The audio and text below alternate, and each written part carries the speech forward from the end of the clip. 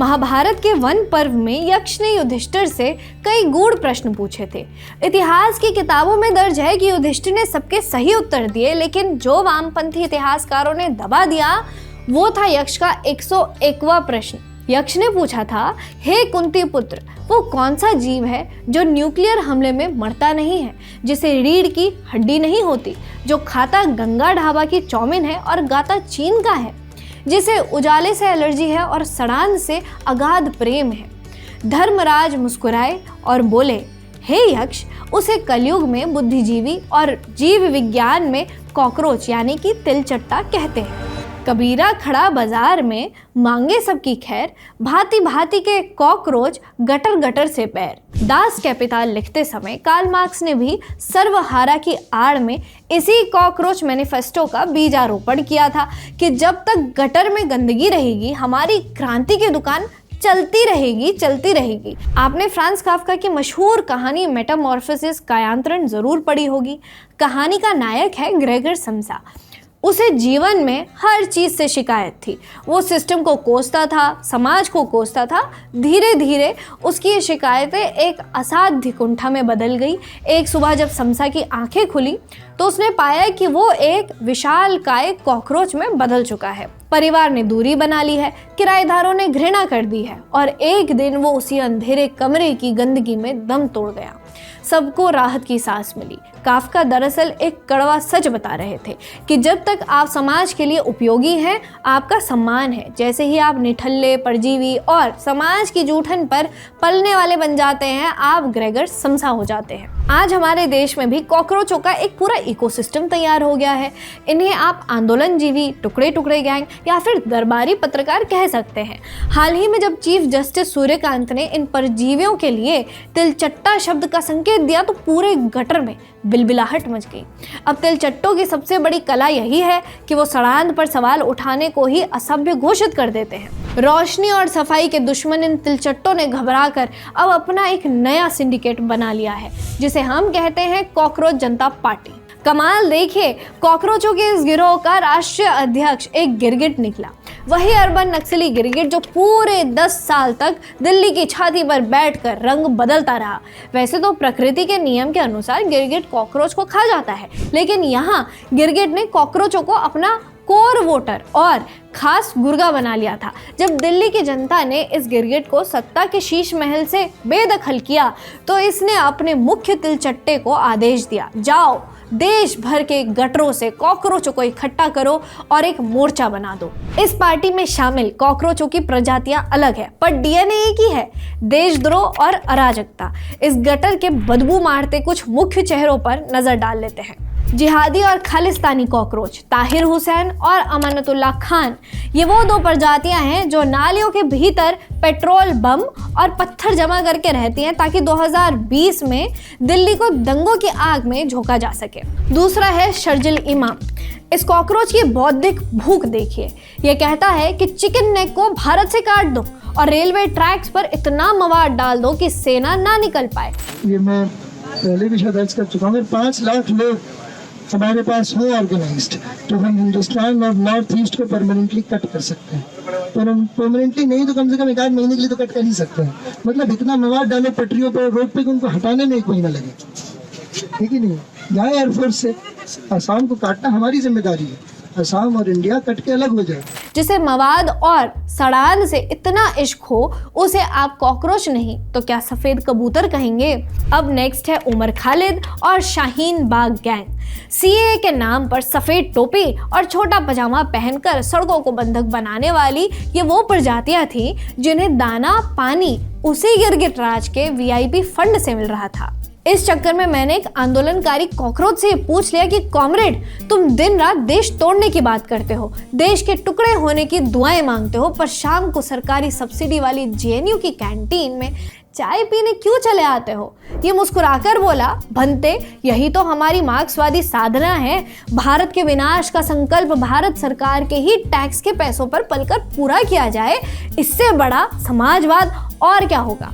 इस बिरादरी की सबसे बड़ी त्रासदी यही है कि ये सरकार को गाली भी पूरी मुस्तैदी से दे देते हैं और ये उम्मीद भी रखते हैं कि जेल में उन्हें वीआईपी ट्रीटमेंट और मिनरल वाटर मिलता रहे। अब नेक्स्ट कैटेगरी है कॉकरोचों की अरफा खानम शेरवानी। इस बौद्धिक कॉकरोच की स्ट्रैटेजी तो ग्लोबली फेमस है।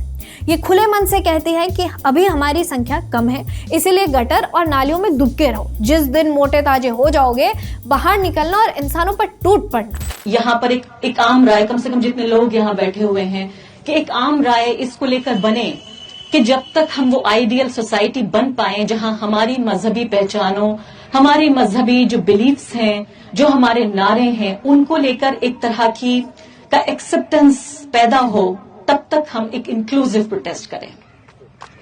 और ये प्रोटेस्ट भी हमें उसी सोसाइटी की तरफ ले जा रहे हैं जहां हम सबको शामिल करेंगे। तो हम अपनी जो आइडियोलॉजी है उससे कॉम्प्रोमाइज नहीं कर रहे हैं। फिर से मैं यहां पर इसको आई वांट टू रीट्रेट, यहां हम अपनी आइडियोलॉजी से कॉम्प्रोमाइज नहीं कर रहे हैं, हम अपनी स्ट्रेटेजी बदल रहे हैं। वैसे परमाणु हमले में भी कॉकरोच इसीलिए बच जाते हैं क्योंकि वो ऐन वक्त पर गटर की गहराई नाप लेते हैं और स्ट्रैटेजी बदल लेते हैं। अब नेक्स्ट कैटेगरी आती है खालिस्तानी पैरासाइट्स। 26 जनवरी 2021 को लाल किले पर उत्पात मचाने वाले ये वो कीड़े हैं जो लाशों पर पलते हैं। किसी निर्दोष की हत्या करके उसकी लाश को खंभे पर टांग देना किसी जानवर का काम नहीं, गंदे गटर के परजीवियों का ही चरित्र है। उदयनिधि स्टालिन भी इसी रेस में पीछे लगे हुए हैं। तमिलनाडु का ये विशेष कॉकरोच विधानसभा के पटल से चिल्लाता है कि सनातन धर्म को मलेरिया और डेंगू की तरह मिटा देना चाहिए। भाई, धर्म, संस्कृति और मर्यादा से दिक्कत सिर्फ उसी को हो सकती है जो खुद किसी महामारी के कीटाणु से पैदा हुआ हो। तिलचट्टों की इस क्रोनोलॉजी को देखने के बाद ही बुद्ध ने भी आनंद से कहा था, और आनंद जी की लाल डायरी से मैं वो आपको सुना रही हूँ, कि देश में ईमानदारी और सिद्धांतों का अकाल नहीं है, बस उनका इस्तेमाल मौसम के हिसाब से होता है। इन तिलचट्टों के पास भी सिद्धांत की एक पूरी अलमारी होती है। जब तक गटर खुला है ये परम दार्शनिक हैं, जैसे ही सफाई का नगर निगम का अमला आता है ये तुरंत मानवाधिकार का चश्मा पहन लेते हैं। असल में इस देश में बुद्धिजीवी वो नहीं है जो सत्य को जानता है, बल्कि वो है जो ये जानता है कि देशद्रोह को किस भाषा में पैक करके अभिव्यक्ति की आज़ादी के बाजार में बेचा जा सके। इनकी नैतिकता का पहिया सिर्फ तभी घूमता है जब उसमें विदेशी फंडिंग का तेल पड़ता है। अब बात करते हैं गटरों के भी गटर, यानी कि असली गटर कांग्रेस की, द कांग्रेस कनेक्शन। अब सवाल उठता है कि इन सारे छोटे बड़े कॉकरोचों की फिरदौस कहाँ है, इनका ओरिजिन ऑफ स्पीशीज क्या है। सच तो यह है कि कांग्रेस पार्टी ही वो मेन गटर है जिसमें इन तमाम कॉकरोचों का जन्म हुआ। वामपंथी, जिहादी, फसादी, नक्सली, खालिस्तानी कॉकरोचों की जितनी भी जहरीले और हाइब्रिड प्रजातियां आज बाजार में घूम रही हैं, वो सभी इसी कांग्रेस गटर के पानी से सींची गई हैं। विशेषकर वामपंथी कॉकरोच, जिनमें दीमक, खटमल, गिरगिट, तिलचट्टे के सारे गुण एक साथ पाए जाते हैं। इन्होंने दशकों तक देश की यूनिवर्सिटीज, इतिहास की किताबों और व्यवस्था को दीमक की तरह चाट डाला है। जनता को गरीबी, भूखमरी और अशिक्षा के गटर में जिंदा रहने पर मजबूर किया है ताकि इनकी लाल क्रांति का झंडा लहराता रहे। सफाई इस देश का सबसे बड़ा अधर्म मान लिया गया है। जैसे ही आप झाड़ू उठाते हैं, समाज के 4 बड़े बुद्धिजीवी चिल्लाने लगते हैं कि ठहरो, इस गंदगी के भीतर हमारी प्राचीन खुंटाओं का इतिहास छुपा हुआ है, तुम इसे कैसे साफ कर सकते हो। इन कॉकरोचों को विकास की रोशनी से वैसे ही डर लगता है जैसा एक भ्रष्ट अफसर को अचानक होने वाले ऑडिट से लगता है। इन्हें अंधेरा चाहिए ताकि ये शांति से देश के संसाधनों को कुतर सके। जब देश तरक्की की पटरी पर दौड़ने लगता है तो इनका कलेजा फटने लगता है कि अगर सब कुछ साफ हो गया तो हम अपनी वकालत की दुकानें कहाँ खोलेंगे। इन कॉकरोचों की सबसे बड़ी समस्या यह है कि इनको अंधकार पसंद है, इसीलिए इन्हें देश के विकास की चमक चुभती है। इन्हें सड़कों की सफाई से दिक्कत है, डिजिटल पेमेंट की सफाई से दिक्कत है, आतंकवाद के सफाई से दिक्कत है और भ्रष्टाचार की सफाई से तो जान ही निकल जाती है। सफाई होगी तो गटर बंद होंगे और गटर बंद होंगे तो ये जिएंगे कहाँ पे। इनका असली मकसद क्रांति लाना नहीं है, बल्कि देश की नई पीढ़ी के भीतर से हर आदर्श, हर संस्था और हर उपलब्धि के प्रति विश्वास को मार देना है।